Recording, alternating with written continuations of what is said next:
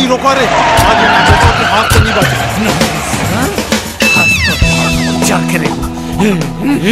मैं नाग हूँ नाग, मोर नाम है नागेश्वर। अगर डस देव ना करिया के मर जाबे।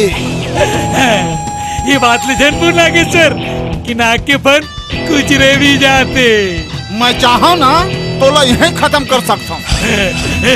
गद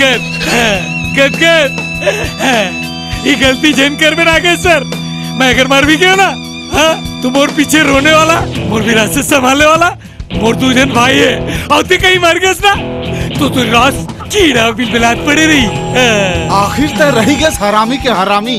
अरे डोकरा हो गए हस तब हो तोर तेवर नहीं गए। डोकरा तो खिताब लगा था ना ऊंचा वाला, हाँ, तो लगा कर। गद नागेश्वर, मैं अगर हरामी हूँ ना तो ते महाराम खोर,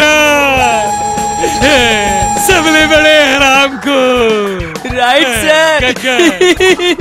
गठान मोर हिसाब किताब कर दे।